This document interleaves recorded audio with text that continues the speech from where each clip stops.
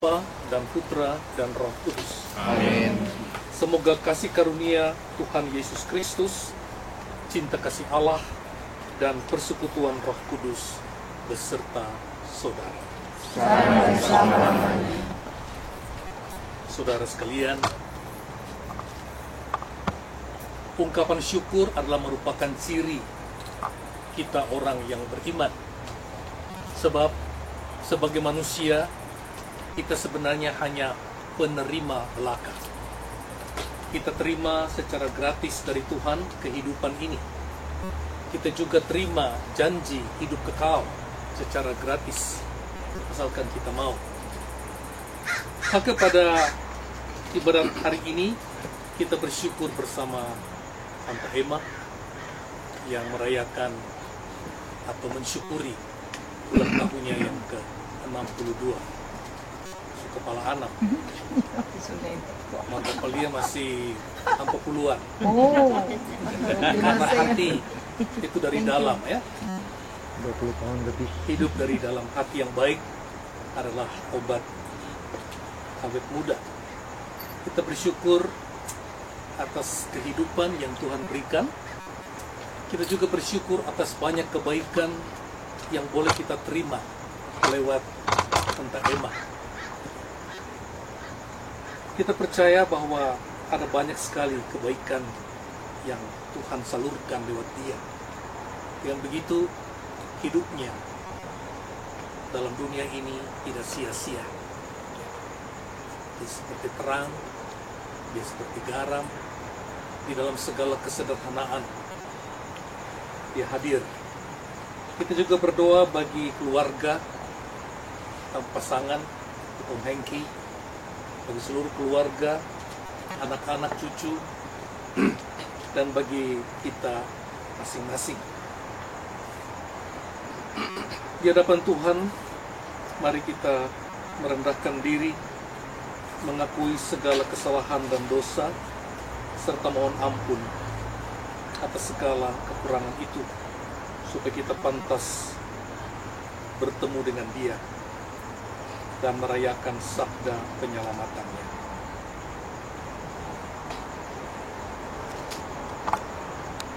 Petrus, di atas batu karang ini akan kudirikan jemaatku, dan alam maut tidak akan menguasainya. Haleluya. Haleluya.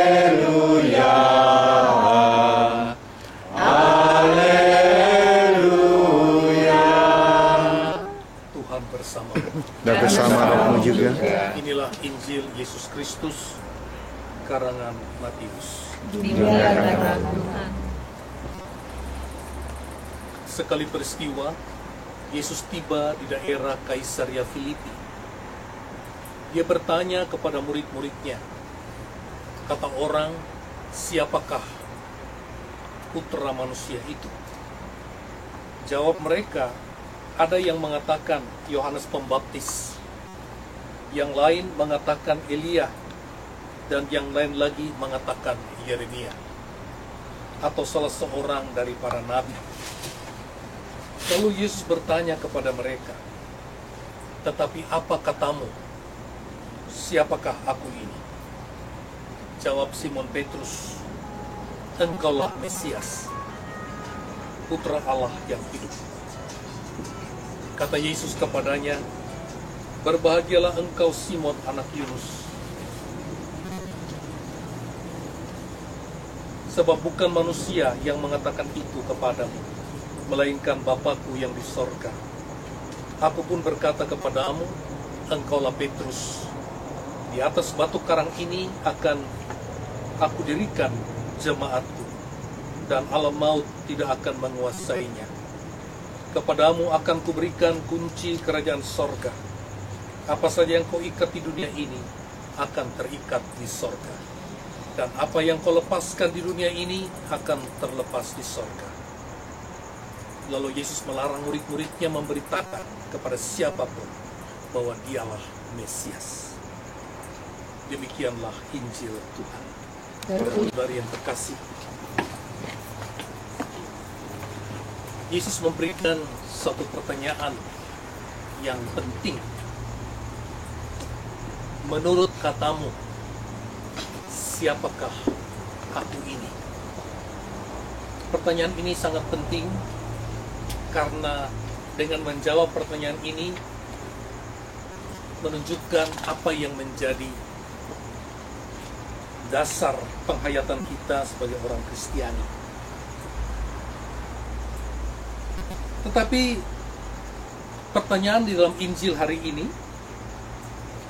bukan untuk menguji seperti acara cerdas cermat di mana diberikan pertanyaan lalu kita rebutan menjawab mana yang benar. Sebab ini bukan suatu ujian. Ini juga bukan pertanyaan mengenai apa yang ada di dalam pikiran kita, tetapi tentang apa yang ada di dalam hati kita. Tentang apa yang ada di dalam pusat hidup kita. Yesus bertanya kepada murid-muridnya supaya murid-muridnya itu menyadari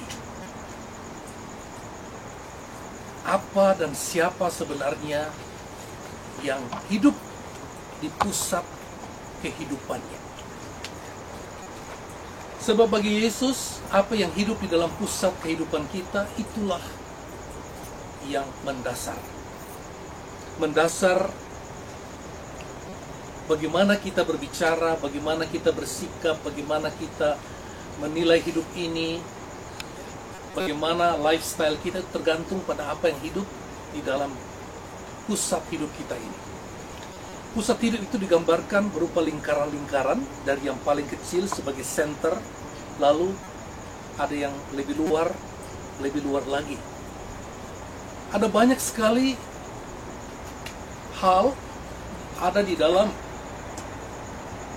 kehidupan kita. Tetapi kita diajak untuk melihat mana yang sebenarnya menjadi center. Mana sebenarnya yang menjadi pusat hidup kita. Sebab pusat itulah yang menggerakkan kita. Mengapa kita menjadi orang yang suka memperhatikan kecantikan misalnya? Itu pasti berasal dari satu sumber. Mengapa kita menjadi orang yang sangat memperhatikan kerapian? Mengapa kita menjadi orang yang sangat memperhatikan keadilan? Itu bisa dilihat kembali ada apa di dalam pusat hidup kita. Demikian juga kenapa ada orang yang suka sekali menjelekkan orang lain. Itu juga bisa menjelaskan mengapa ada orang yang selalu putus asa, selalu takut-takut dan tidak percaya diri. Bisa ditemukan apa dan siapa ada di dalam center kehidupan kita. Sebab apa di dalam center kehidupan kita itu, dia membentuk hidup kita. Dia juga membentuk orang seperti apa kita jadinya nanti. Hal itu bisa dalam hidup kita ada pengalaman, ada hal, ada sesuatu yang bisa menjadi duduk di pusat hidup kita. Ada orang yang melihat pasangan hidupnya adalah pusat hidupnya. Kalau pasangannya sakit, dia juga hilang keseimbangan. Pasangannya meninggal, dia rasa hidupnya ambruk. Ada yang melihat anak-anaknya sebagai pusat hidupnya. Ada yang melihat karir, entah karir dalam bisnis ataupun politik. Dan banyak hal lain. Ada juga yang berdasar pada pengalaman, baik pengalaman yang positif maupun negatif, diam-diam menjadi pusat hidup. Tapi juga iman yang benar dapat menjadi pusat hidup kita. Dan sebagai orang Kristiani, kita harus tahu dengan pasti yang menjadi pusat dalam hidup kita harusnya siapa? Kristus. Dan ini bagian yang paling sulit untuk menjadi seorang Kristiani. Untuk menghafal aku percaya kan gampang. Hafal Bapa Kami kan gampang. Hafal doa-doa dalam misa gampang. Lagu-lagu bisa dipelajari. Tetapi untuk membuat Kristus hidup di dalam pusat hidup kita, ini tidak gampang. Inilah yang membuat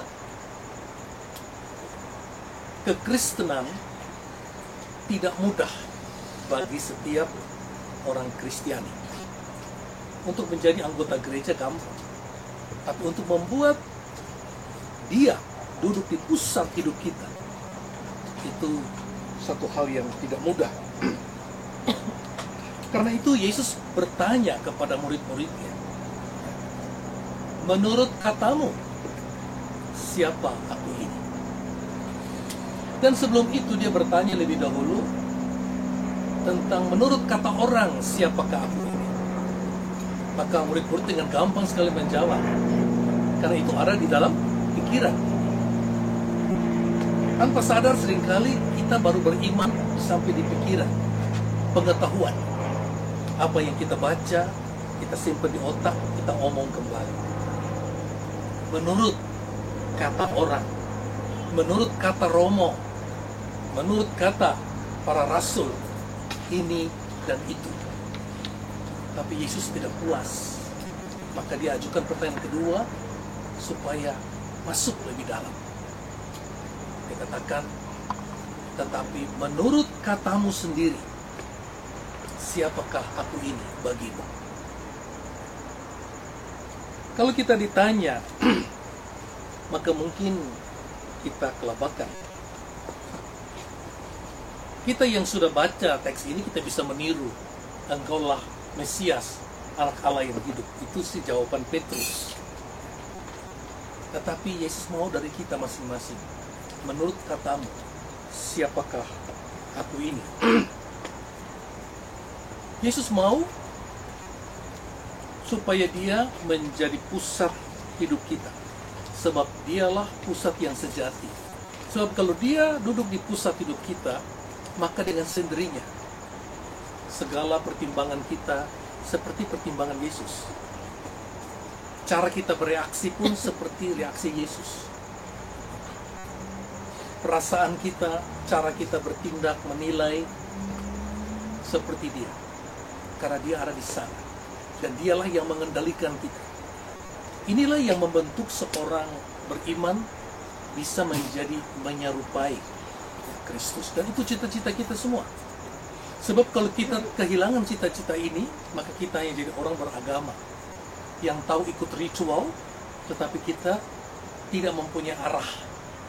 Arah kita selalu jelas, yaitu Kristus. Sehingga di dalam gereja tidak ada pusat yang lain. Bukan paus, bukan uskup, bukan romo, tetapi selalu Kristus. Dalam setiap kegiatan kita sebagai anggota gereja, hendaknya kita ingat bahwa yang menjadi pusat adalah Kristus.